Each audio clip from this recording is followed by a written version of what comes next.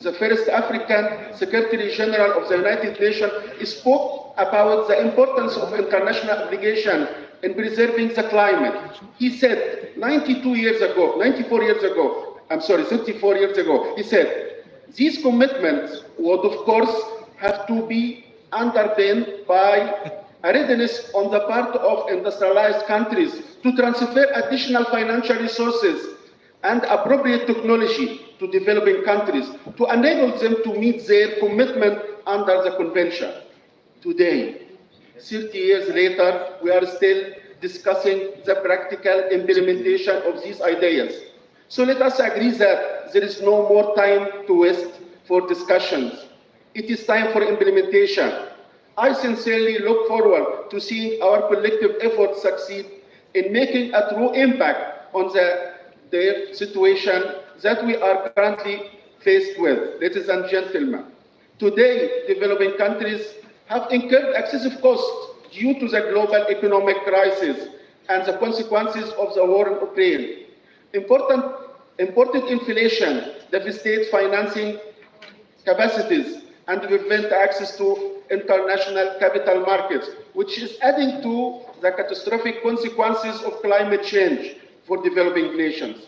These are the same nations who are particularly vulnerable to extreme weather patterns, despite the fact that African contributions only 3% of the world's carbon emissions. The population of Africa accounts for 70% of the world population, but they are the most vulnerable to nature's wars. The time has come to reflect the 8-20 equation. It is a fact that 20 countries are responsible for 80% of global emissions. According to the principle of equity and the shared responsibility, developed economies who are the biggest contributor to climate change should bear the cost by collectively providing sustainable financing options to help developing countries. As an African country, Egypt is keen on prioritizing the continent's need as a top agenda item in its dialogue with members of the international community. A high-level meeting was held for African ministers of finance, economy, and environment in Egypt, September 2022, which paved the way to drafting a unified African vision on how to deal with spillovers from the global economic crisis. At the most recent IMF and World Bank meetings in Washington, we, as African finance minister and representatives of African countries, translated this vision into specific requirements, which can be summarized as follows. 1, extending the term of dues payment to the International Monetary Fund under the Rapid Financing Instrument Program, or use this due payment for refinancing these countries. Expanding the base of beneficiaries of the Resilience and Sustainability Trust Fund affiliated with International Monetary Fund to include not only low-income countries, but also all countries that are vulnerable to economic hardship. And we thank the IMF for the implementation of these initiatives, and we urge the developed countries to allocate more SDRs to this fund to allow for more money to go to developing countries. Supporting a debt service suspension initiatives program address the debt crisis and the common framework. Increase the capital of the MDBs, particularly the World Bank, to allocate more concessional financing for countries who are in desperate need this time. Accordingly, we invite our partners in the international community, particularly G7 and G20 members, to give due consideration and attention to these proposals. We think they have legitimacy and that their implementation mechanisms are within the capabilities of the international community. We also believe that they express a spirit of solidarity amongst the international community members and draw on the concept of shared responsibility that is a prerequisite in order to confront the current global crisis. Our dear guests, throughout the day sessions, we shall touch upon various topics that will address 3 main international financial markets for developing countries and looking at proposals on how to deal with sovereign debt within a coordinated framework so that we may reach an agreement that enables the provision of additional sources for sustainable development financing. Ladies and gentlemen, we hope that the discussions that take place today will give momentum to serious initiatives that focus on providing facilitated and sustainable funding for developing countries, particularly those that are most vulnerable on the African continent. We must find a way to do so in a manner that achieves the common goals of all parties and that also complies with the responsibilities of developed countries with the climate change crisis that our entire planet is currently facing. In line with Egypt's commitment to becoming a significant contributor in accelerating international action to tackle climate change, considering hosting COP27, the Egyptian Ministry of Finances is pleased to announce finalizing the Sovereign Sustainable Financing Framework, an upgrade to Egypt's Sovereign Green Financing Framework, which allows the inclusion of additional projects that can be financed through green, blue, social, and sustainable bonds. This step matches Egypt's leading position as a pioneer in innovative financing to climate and socio-economic development in Africa and among developing countries. I wish you all successful discussion and meetings, and I hope that you will have the opportunity to enjoy our city, our beautiful city of Sharm el-Sheikh. Assalamu alaikum wa rahmatullahi wa barakatuh.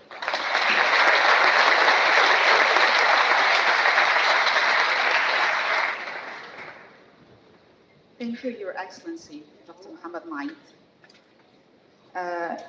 Your Excellencies, if you would like, you may give your remarks while seated. And now we will listen to Dr. Mark Carney, the UN Special Envoy on Climate Action and Finance, and the co-chair of Glasgow Financial Alliance for Net Zero. Dr. Carney. Thank you. Thank you very much, Prime Minister, Minister, Excellencies, ladies and gentlemen. The theme of this opening session is climate finance in a polycrisis era. It's certainly true that we're going through an age of crises to health, to food, to energy, and geopolitics. And these are wrought from our bias towards prioritizing efficiency in the present while undervaluing resilience in the future. And of all these tragedies on the horizon, the most damaging is the climate crisis. So the question is how to marshal the resources required to address this existential risk before it's too late. It won't come from governments. These budgets are strained by the imperatives of defense, healthcare, disaster relief, and support for households ravaged by the cost of living crisis. Private finance will be essential to deliver the trillions of dollars needed to limit global warming to 1.5 degrees. And unlocking that private finance requires ambition, action, and accountability. Ambition. Through GFANZ, over 550 of the world's leading financial institutions have now committed to reduce their financed emissions in line with 1.5 degrees. With $150 trillion of combined balance sheets, GFANZ has the scale of financial resources the world needs to address its most pressing problem. Action. GFANZ has developed for this COP a comprehensive framework for net zero transition plans of financial institutions and companies. And of course, that means financing climate solutions and the growth of companies that are already aligned with Paris pathways. But it also means going to where the emissions are and backing those companies with credible transition plans to get emissions down. And since the world cannot divest itself to net zero, a just transition requires financial institutions to support the managed and responsible phase out of stranded assets, particularly in the emerging developing world. Action also means developing strategies to achieve near-term science-based targets. And to that end, for this COP, GFANZ members have set over 300 near-term targets, almost twice the number that was due by today. Recall that at the start of last year, not a single bank had a science-based 2030 target. Accountability.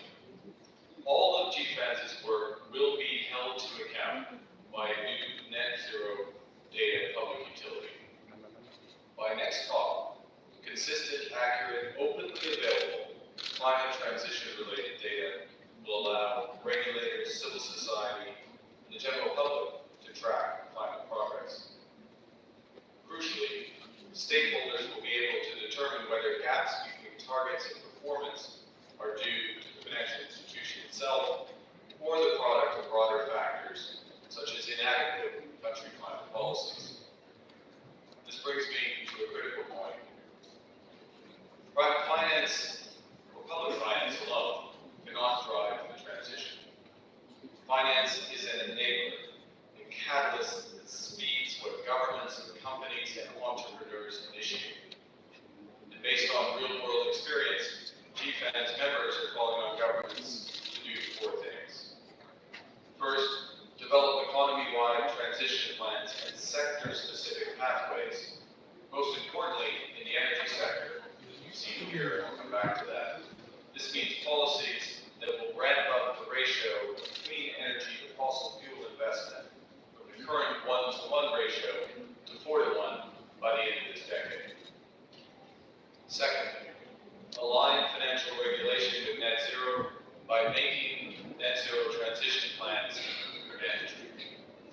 Third, commit to pricing the externalities of carbon, including ensuring that carbon credit markets play a meaningful role in channeling capital from the wealthiest companies in the advanced world to projects in the developing and the emerging world.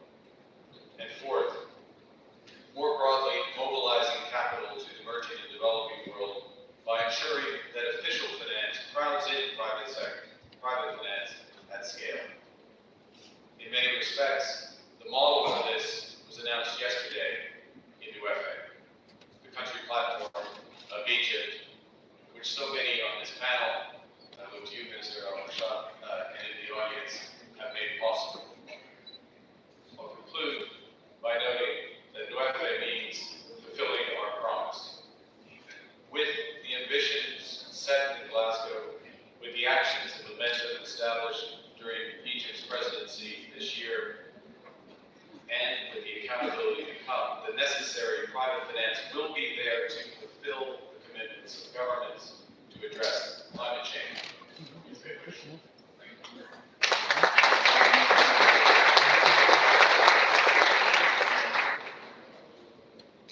Thank you, Dr. Carney. And now, I'd like to welcome Dr. Mahmoud Mohideen, UN Climate Change High-Level Champion for COP27, for his remarks. Assalamu alaikum Excellency Prime Minister Dr. Mustafa Al-Pouli, all protocol observed, as good Africans would say in such context. We also recognize everyone on the panel, and also the audience, and also following this important event. I'll be sharing, building on what Dr. Kami just spoke about, three issues of concern and implementation when it comes to finance. The facts, the proposals, and how Dr. Carney and fellow villagers from Egypt got us busy during the last 5 months in trying to answer two questions. One of the pipeline projects, this was one of the items, what I call Dr. Carney's list. And the other question, not coming from a global leader and very well-known economist, but from fellow villagers from the Egyptian delta, what's in it for us having such a big event in Sharm el-Sheikh 5 months ago? We shared this question and we have to provide an adequate answer to that, because we have a gap in finance. The gap is widening. The recent report that was commissioned by the President on top, Minister Shukri, and the President of the former COP26, Minister Sharma, that was launched softly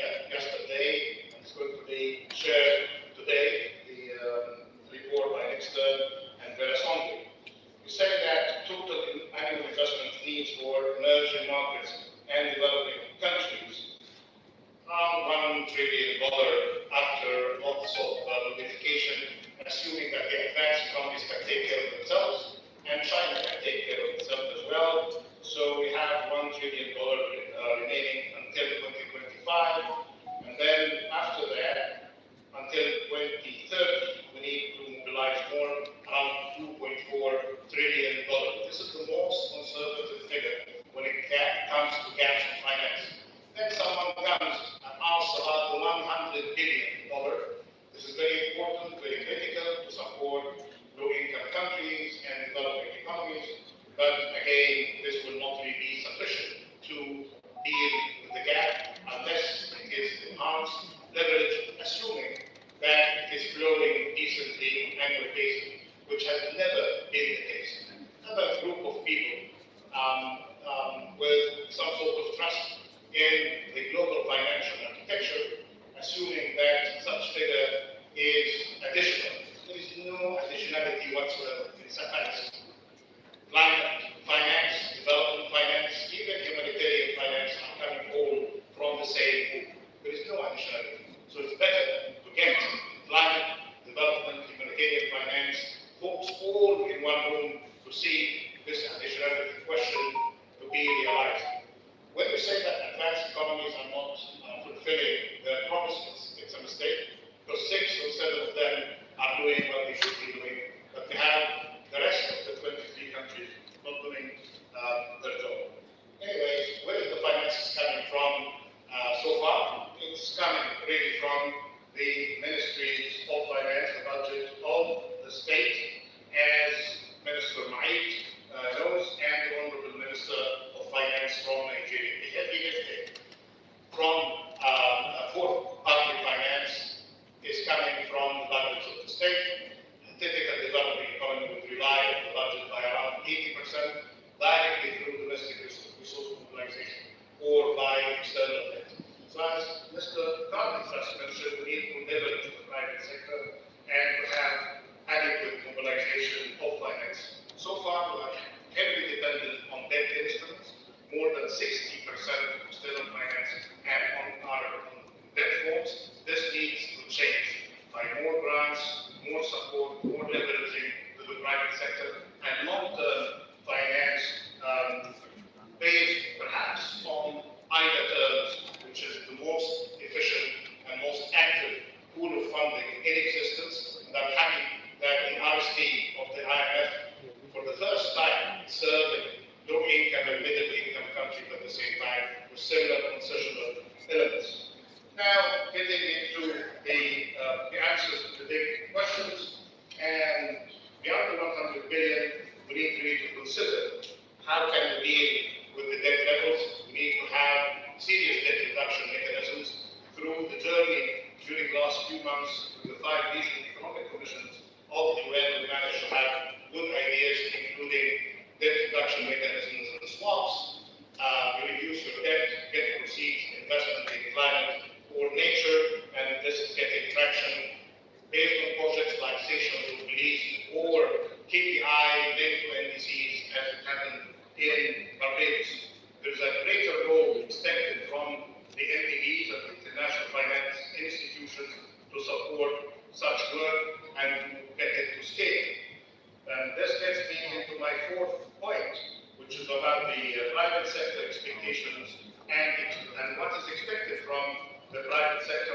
I'm very happy to see a chapter of GFANS established for Africa with serious consideration of being practical and supporting a pipeline of projects. And during the course of the last few months, we managed to have a decent pipeline of projects.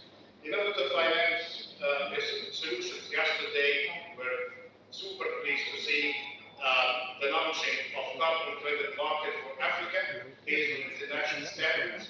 The room there was there to celebrate this development with the support of 4 presidents from Africa and great partnerships from the private sector and the IFIs. On ESG finance, we're very pleased to see a report long awaited for, just launched again yesterday, on dealing with Minister McKenna, that was tasked by the Secretary General of the UN to deal with greenwashing, and there is a great deal of work that is required in order to have better alignment with disclosure and regulatory requirement there without overwhelming the system with unneeded regulations, but we need to take that all seriously. Now, and finally, the mark is this. We have the money, where are the profits? So we went into a tour around the world, from Africa to Latin America to Asia to the Middle Eastern countries and Arab countries, and then to the emerging markets in Europe. We managed to have proposals, more than 400 proposals coming from 80 countries. We have a compendium of 50% implementation, 16% in dual impact. These require attention of the finance community and, of course, the MPBs, and we're going to be sharing the details of that. But the lack of attention to adaptation made me to emphasize the importance of the sharp-shaped adaptation agenda that was launched yesterday by the Minister of Foreign Affairs that require serious funding and additional support, especially in food system infrastructure. And I think the platforms work, including the one from Egypt on the nexus on food, water, and energy, is going to be very helpful, especially that it's getting a serious mix of funding. And the very final question, yes, it's natural to respond to a leader in finance like Mark Manning. His colleagues, UNED, and PMI and others have raised the same questions about pipelines. And then what's in it for us, from the villages of Kafr Shukra and Benha, how can we deal with the tough questions? When I was appointed as a chaplain, they congratulated me. Congratulations, this is an additional title. You've many other titles, but what's in it for us? I try to say 1.5 degrees need to be kept alive. The Paris Agreement need to be abiding by the rules. We need to save the world through this summit. We say, well, we have another problem of concern. So this is the beauty of this summit in Sharm el-Sheikh, that we are addressing climate action within a holistic approach. We are addressing climate action to deal with the food crisis and the energy crisis at the same time. And through a process under the auspices of the President of Egypt, President Abdel Fattah al-Sisi, and great leadership from the Prime Minister, we went into a process to select the best projects based on green and smart filters. And we launched this process. I'm happy that the Prime Minister decided that this is going to be an annual feature of the work, a competition to select the best projects, large, middle-sized, small enterprises, women-led projects, youth startups, and community-led projects. And they are all being showcased here in Sharm el-Sheikh and the Green Zone. No question that is serious, with genuine inquiries about the merits of such big summits should be left unanswered for the credibility and building the trust. And here we've built another pipeline that is worthy of finance. So this is another way of answering serious questions. From the global perspective to the local perspective, we can build the credibility of finance and build the credibility of this very serious work that we're witnessing in the implementation hub, that would have only one answer going forward when you are asked what is the most important matter of relevance to an implementation hub. We have only three answers: finance, finance, and finance. And here we need to mobilize all sources of finance in order to support the projects from a holistic perspective, dealing with the climate action requirements within the Sustainable Development Framework. Thank you so much.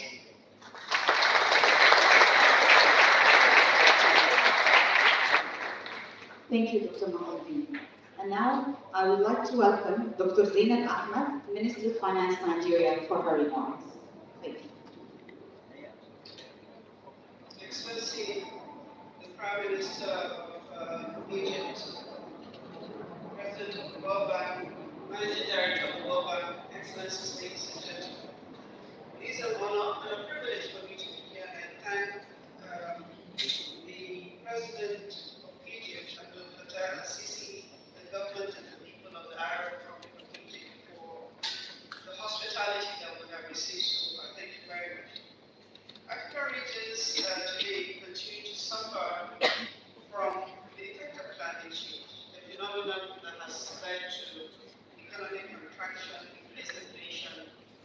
undermine fiscal and current account balance, leading to higher debt levels.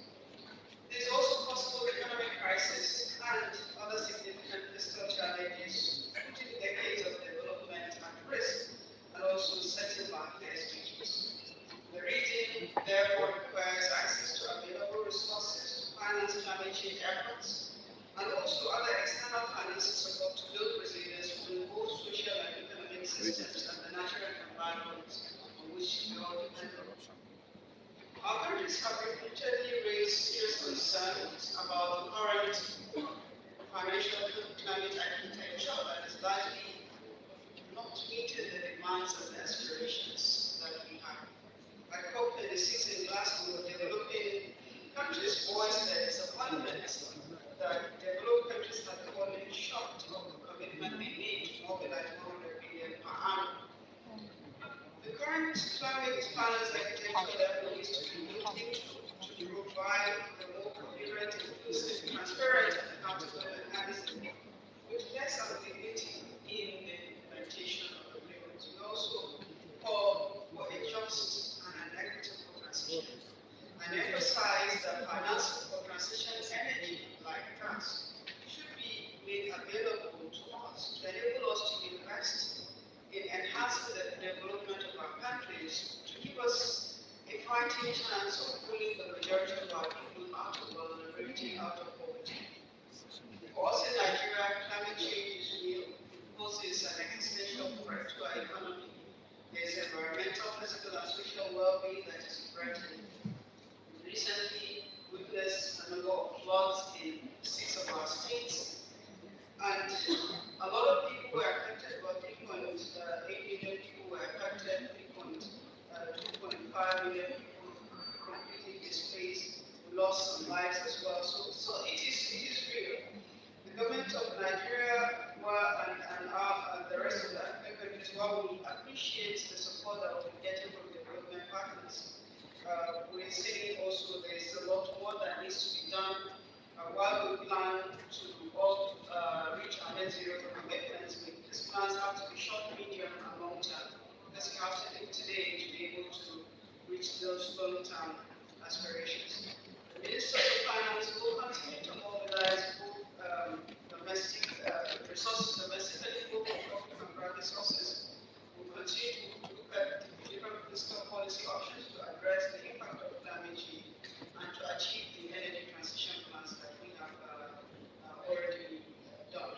I want to just conclude by saying at COP27, we are expecting a refreshment of commitments from the developed countries to the developing countries to meet the funding targets that have been so often referred to, and also to signal that adaptation grant finance will be substantially increased for adaptation and response actions. And I must say, I'm glad that we're beginning to see the leaning towards that. And also to discuss more public finance as well as private sector mobilization of resources to improve access to finance and also to improve debt sustainability. We also call on the need to balance the financial commitment and support between adaptation and mitigation. We also call for the adoption of the new international sustainability standards of reporting that will help to unlock investment climate finance to climate-friendly nucleus to our countries. Finally, I want to also say that we call on this meeting to provide more capacity and technical support for implementing climate change action, including the implementation of new financial reporting standards that will enhance us opportunity to financing to companies. Again, to just emphasize on what Mahmoud has said, the time to act is now.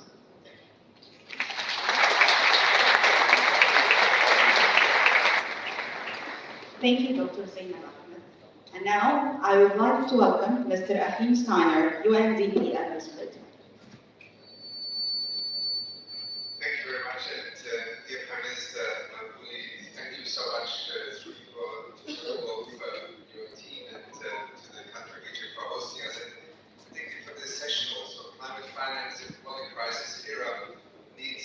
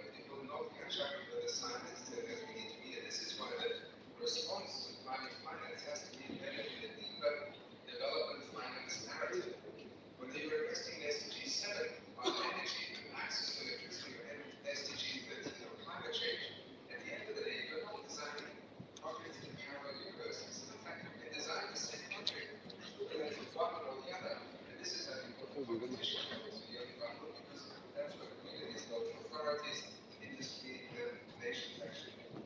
For UNDP today, this is one of our main focus in the work we do. We help countries look at the financing options. The international financing frameworks now being supported in 82 countries are precisely meant to assist countries in looking at the optimal leverage of public and private, domestic and international finance in order to be able to leverage the kind of opportunities we're talking about. We look at this through the triangle of the SDGs, through the Paris Agreement, but also the IMFs, which look at this public-private financing. And the SDG investment maps that today are being developed in many countries across the globe with the support of UNDP are precisely the kind of accelerators that then need to be looked at. The NDCs remain the focus of our work because we do genuinely believe that NDCs remain an expression of national sovereignty, first of all in terms of a climate strategy, but second in terms of national budgets, investment strategies, energy strategies. And let me also conclude by just referring to another area of work that we have invested in recently, which is to link finance and SDGs in Polycrisis requiring global responses. A country that is represented by its Minister of Finance here in Sharm el-Sheikh, and I'm sure Minister Abed is Uruguay. We have been very privileged with the IDP and UNDP to accompany Uruguay's extraordinary development of an SDG bond, which went to the financial markets just a couple of weeks ago. It raised $1.5 billion of capital, was oversubscribed almost at $4 billion over the next particular SDG bond report. The sustainability performance in the Uruguay is so interesting is that it has built into it for the first time an interest rate that varies depending on the performance of the country. If Uruguay meets its goals, its targets in deforestation and emissions, it will actually pay a lower interest rate. And the markets have bought into this. This is a fascinating moment. If it underperforms, it will pay a higher interest rate. It has suddenly turned the Minister of Finance into the premier monitor and driver of climate action, or at least keeping the country from performing and meeting its targets. All this to say there are extraordinary things happening, and particularly when we talk at the global of climate finance, we live through a moment of extraordinary missed opportunities because what is happening in terms of underlying shifts is simply not being picked up on through the public and international financing discussion. That is why our discussion here this morning is so important. The $100 billion are not the ceiling, they are a floor, dear colleagues, and yet we haven't even been able to step onto that floor. Meanwhile, hundreds of millions of dollars are waiting to be invested in these transitions, and we are not able to mobilize them. This is the collective failure so far. This is why finance requires not just a climate response, but in fact, it is embedded in the larger development strategy of countries. And the same applies to adaptation finance. If you cannot link adaptation finance to the multiple goals that they actually contribute to, we will continue to struggle to raise the kind of capital that is needed beyond public financing, which at the moment is really the only hope. Without that, again, thank Egypt for hosting us, for having a discussion about finance. The Minister of Finance also say, we look to you for the kind of leadership that I think we have seen in recent years through the climate finance discourse, and finally seeing many ministers of finance also creating climate advisors within their ministries. Financing begins with climate literacy, when we look at the two together, and I think this is one of the great trends we have observed in recent years. Thank you so much.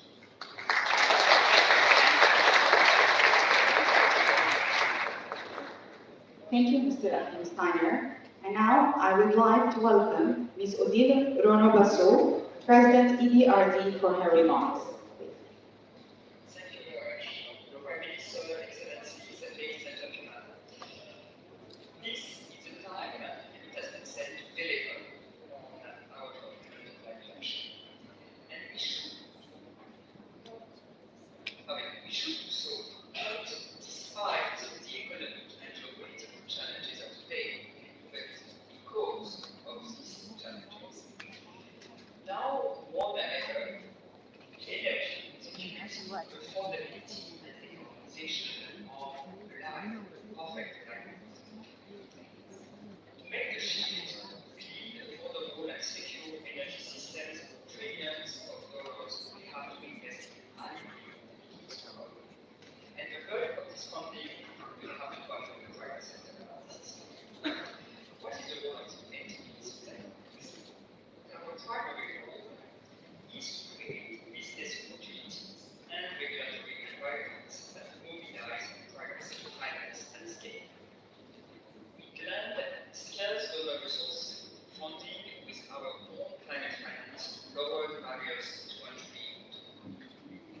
markets. We help regulators design and implement policies that range from enhanced national development contributions to long-term strategies to sector pathways. These climate strategies highlight the investments and technologies needed for the shift to green and provide clarity for investors. Government is needed for companies to enhance their role in evaluating early movers, enhancing capacity, and building the regulatory infrastructure that is needed for green investment. At the European one of our trademarks trends is using our capital base to leverage private sector finance. In 2021, we mobilized $40 billion, more than double our own climate finance, which was $64 billion. We finance our projects in ways in capital markets, and our key objective is about green and not about out funds. For instance, we issued the first dedicated climate resilience bond in 2019, and now it's at $1.2 billion. More recently, a few months ago, we struck a partnership with the Dutch asset management firm ILX to mobilize €500 million of European pension fund capital to support the transition to more sustainable low-carbon economies across the other regions and distribution. Yet, the gap is very large between the current levels of climate finance and the pathway to 1.5 degrees. And to increase this gap, we need to go far beyond project by project approach. This is why we need to move towards platforms that integrate all the necessary elements of the transition: strategy, climate planning, climate finance, and technical support. And most importantly, these platforms put partnership at the heart of an integrated approach. Partnerships where donors provide grants, entities deploy funding to provide a power quality of products and instruments, and the private sector invests in these platforms. Yesterday, Egypt launched its country-led platform, WIF, the nexus between water, food, and energy program. We, as PRC, are very proud to use energy.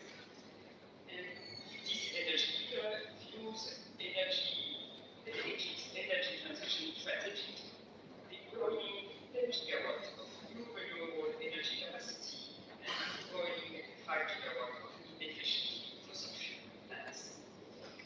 The objective of this program is to mobilize 10 billion of private sector investment to Egypt's energy sector. It will secure approximately $500 million of government grants and contribution financing to support new jobs for fossil fuel workers and expand Egypt's energy grid, which is very at the Europe system. So with a relatively small amount of transitional funding and with appropriate regulatory framework and very clear strategy from the country, we can leverage massive amounts of private financial funding on commercial levels. This is because renewable energy has become the cheapest and most competitive form of energy in most countries. To scale this up, we need certain funding, but we need first and foremost the vision, clear vision from the government and the cities, good projects, regulatory framework, conducive business environment, and private capital ready to invest in energy markets. Program like WIF, I really believe, is a model that can be replicated across different sectors and countries. I must recognize that this is a from to make adaptation finance remains a challenge, primarily due to a lack of commercial drivers that attract private capital. Nonetheless, over the last 10 years, the RT has invested more than 350 adaptation projects, committing nearly $3 billion of our money to project value But it's clear that we need more, and we need to see that adaptation as cost, but as an investment. Sorry. We remain committed.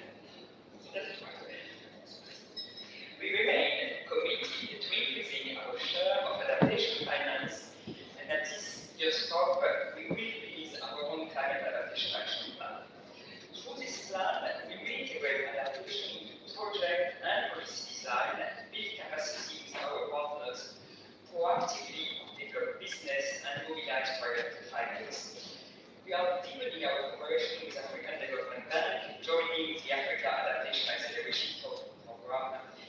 And our goal is really to build a commercial case for adaptation by helping our clients evaluate how climate risk affects their financial standing and profits.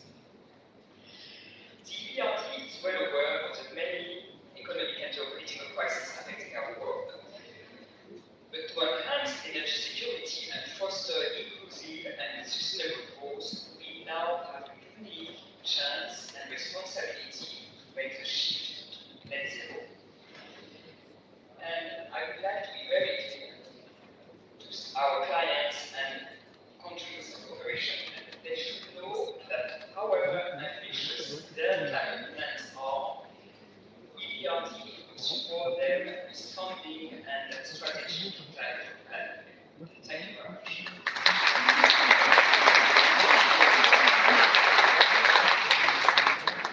Thank you, Ms. Odile Renovaso. And now I would like to welcome Ms. Kristalina Georgieva, IMF Managing Director, for her remarks. Thank you very much, Prime Minister, ministers, colleagues and friends. Let me check the audience. How many of us were in Glasgow last year? Raise your hand. Glasgow participants? Yeah, well over half of the audience. It was just a short year ago. The weather was pretty terrible, but the economic outlook was bright. In 2021, we were recovering from COVID. We finished with 6.1% growth that year. And then the world changed dramatically. Crisis after crisis. And as a result, today we are here in this place where the weather is beautiful, but the economic outlook is dark. And we have to recognize the tremendous suffering of people as a result of this darkness. We have hunger widespread. We see poverty going up. Energy prices are soaring. And most significantly, we are living through geopolitical fragmentation. We need each other the most, especially for the climate, to address the climate crisis. And yet, it is hard to work together. So what do we do in this environment?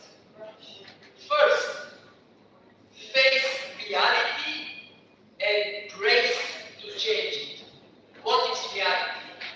You hear people spreading this as a positive news. We are going to cut emissions between now and 2030 by 11 to keep Paris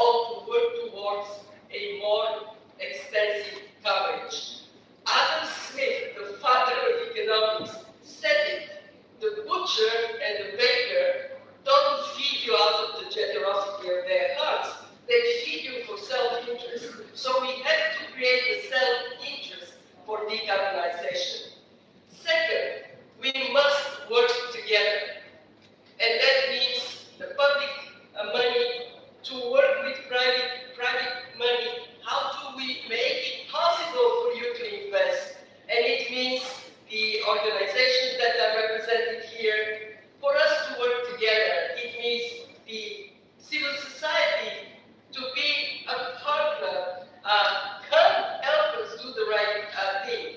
And of course, very critical is to put the right mechanisms in place for private finance on scale. We have great examples that this can be done. We don't yet have the scale of doing it. So de-risking, equity investments, ability to compensate private sector with long-term predictability for taking a bit more short-term risk, as Mark Carney knows, for many investors, current exchange risk is very dramatic obstacle. How can we bring this risk down? And then we have done it in a number of places, and now the task is to do it on scale. And that takes me to my last point, what we need to do. Be ambitious in promises and disciplined in delivery. I agree with Aki. How is it that we cannot stitch 100 million, which is the floor? We have to be more disciplined, and that applies to all of us. This is an implementation COP. We came here to report what have we done. At the IMF last year, we promised two things. We promised to integrate climate mitigation and climate adaptation in our policy discussion with countries. We have done it. And we promised to create a long-term financing instrument that will provide on concessional terms financing to low-income and vulnerable middle-income countries. We've done it. 40 billion available. 3 countries have crossed the finish line, and more are poised to cross soon. And I want to say this: we are going to hold ourselves accountable to how our funding unleashes the potential for private finance, how improving the investment climate and policy environment translates into significant increase. And again, I call on you, help us, hold us accountable. This is a critical moment in history.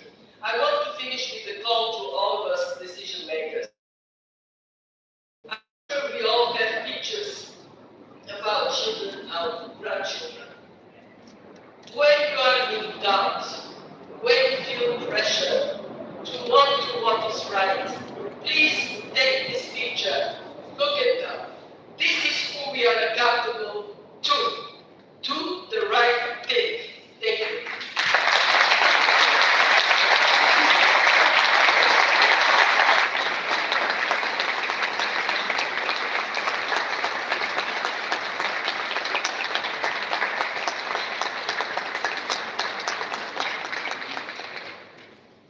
Do the right thing. Thank you so much. Thank you, Ms. Kristalina Georgieva. Thank you. And now I would like to welcome Mr. David Matas, World Bank President, please. Thank you very much, and thank you, Prime Minister Madboli and Dr. Chokri for hosting this event on climate finance.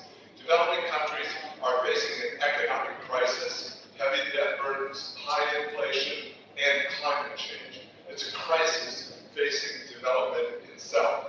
The reversals in development are staggering. They extend to shrinking economies, to extreme poverty, to losses in education, stunting, limited access to electricity and clean water, high youth unemployment, and lack of infrastructure. The World Bank is deeply engaged in financing recoveries in all of these, and each reversal is made worse by climate change. We have dramatically grown our financing to address climate disasters, such as flooding in Pakistan. And we have dramatically grown our climate finance, including our major commitments to adaptation. We reached $32 billion in climate finance this year. That's a record, and it was well above our Glasgow target. I welcome and solicit your input on ways to increase our resources, and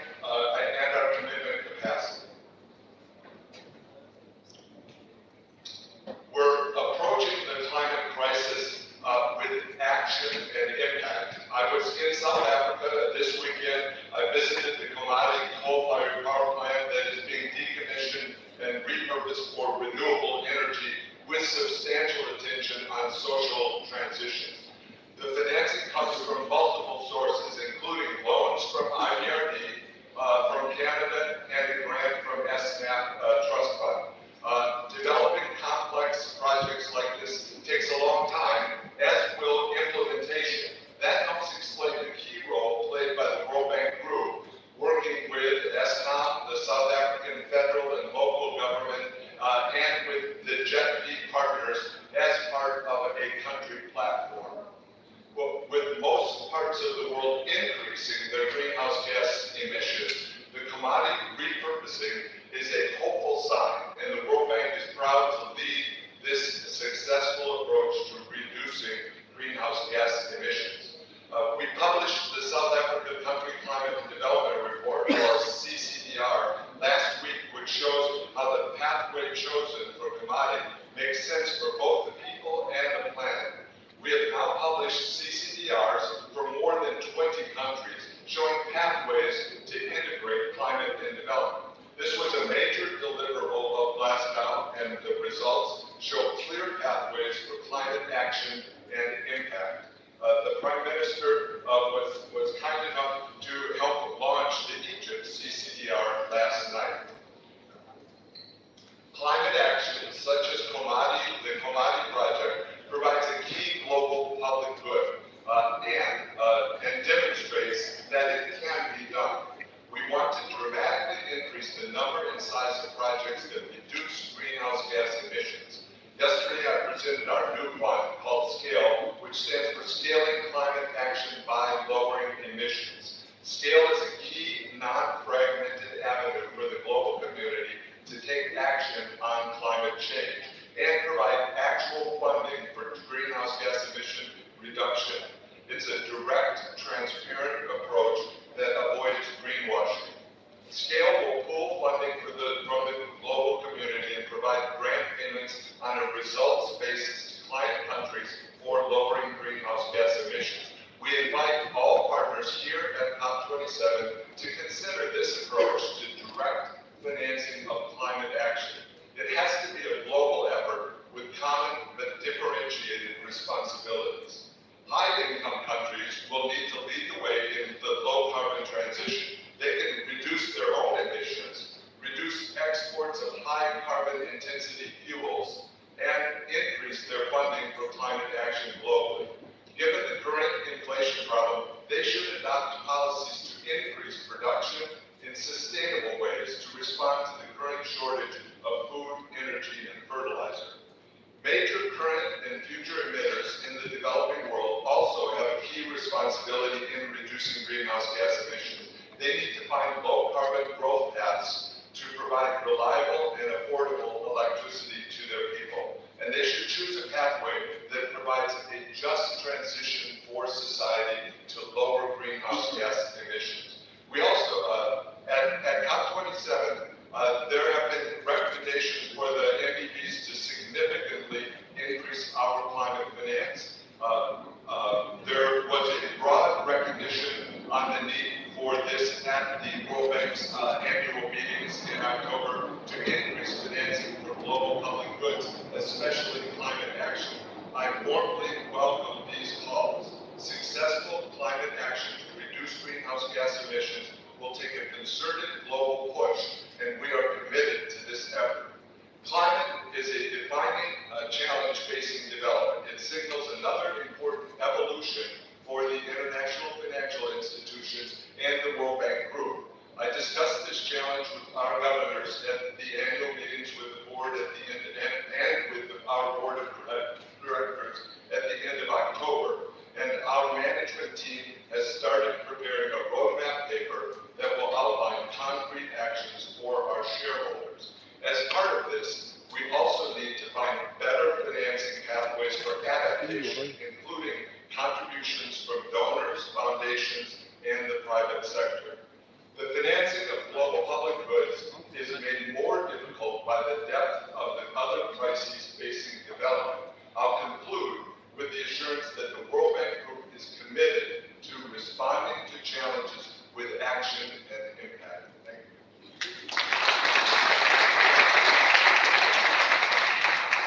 you. Thank you, Mr. David Thomas. Thank you. And now, I would like to welcome His Excellency, Dr. Mustafa Madbouli, Prime Minister of Egypt, for his remarks. Please, Your Excellency. Excellencies, distinguished participants, it is with great pleasure that I welcome you all today in Turkish, Egypt's first green city, marking the stepping stone of our national efforts dedicated to the transition towards a green economy. The gathering of ministers, heads of international and regional financial institutions, and leaders of private sector enterprises today in the finance day on the sideline of COP27 is an evidence of the interdependency between fiscal policies and climate change issues that are affecting the resources of states, especially developing one, and consequently the level of financial resources availability to governments, which became a decisive factor for supporting climate change efforts on both levels, mitigation and adaptation. The solidarity among all stakeholders has become an irreplaceable option, as cooperation among governments, civil society, UN agencies, international and regional financial institutions is an integrated and harmonized path, is the shortest and least costly route to the success of efforts to confront climate change. As such, Finance Day has gained a remarkable significance as one of the parallel events to the conference of the parties. Egypt, as the president of the conference, was keen to provide the necessary momentum for today's meetings through an intensive program that includes discussion on various topics related to creative financing initiatives, encouraging private sector to transform into a green economy, achieving just transition that recognizes the social and economic dimensions, assuring that development efforts prioritize human well-being, which is the goal of all the governments across the globe. We also recognize that these efforts should not add more burdens on the citizens, especially in the developing countries, who bear no blame for the catastrophes caused by the climate change. As such, we hope that our partners in the developed countries fully comprehend the necessity to fulfill their previous commitment in this regard. Ladies and gentlemen, our world is witnessing unprecedented series of global crises with manifold effects. Since 2019, humanity faced the outbreak of the COVID-19, followed by the economic shock due to the Ukrainian crisis and the increase in the prices of food and energy, and the consequent rise of inflation rates, which led to a noticeable slowdown in the global economic growth and added to humanity's problems. Therefore, finding a way out of this situation requires global solidarity that puts the interests of humanity above any other considerations.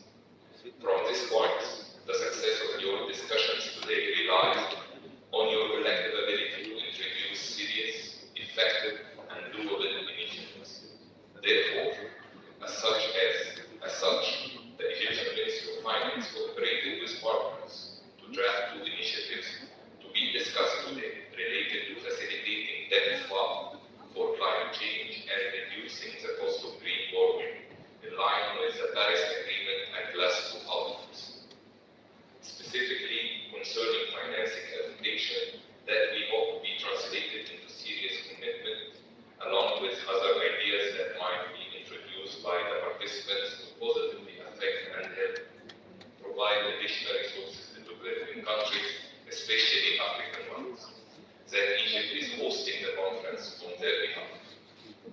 Distinguished participants, it is quite obvious that the economic future of our planet is at serious risk if we cannot ensure that all economies react harmonically against the constant change we're witnessing in our climate. It is estimated that around 4% of global annual economic output could be lost by 2050, with lower income and lower middle income countries more likely to be facing this loss. Significant financial resources are needed to reduce the impacts of the changing climate on our planet. This figure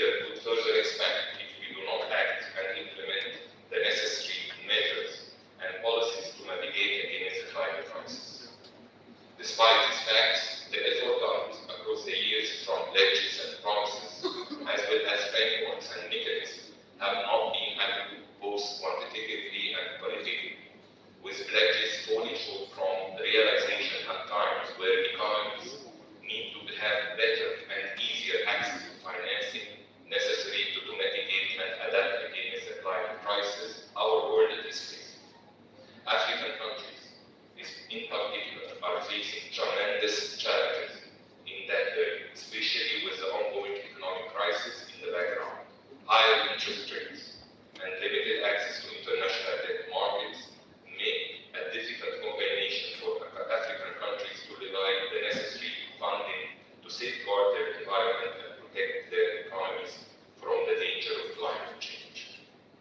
Our dear guests, finance is a cornerstone, as all my distinguished guests here on the panel mentioned. Finance is a cornerstone to fulfill the national commitments towards transition into green economy. As such, the current global economic crisis and the challenges it poses are key points you should discuss and find solutions for, including the necessity to achieve a balance between adaptation and mitigation. Yesterday, I was honored to witness the launch of Egypt platform in Wafi, Nexus for Water, Food and Energy, which I believe it's a very good vehicle for and that combine all projects in a very detailed manner that will contribute to realize Egypt NDCs, achieve or contribute to sustainability and achieve Egypt 2030 visions, and also will contribute, of course, to improve the climate change. I would really invite other countries, specifically our African brothers, to do similar to this kind of initiatives, because it's going to be a testimony of how serious our international partners are committed to fulfill their promises in that respect. Finally, since Kristalina has mentioned that the global economy now is not that good and it is dark and the weather here is very nice, so I would really invite you at least to enjoy the weather here in Sharm el-Sheikh. Thank you very much.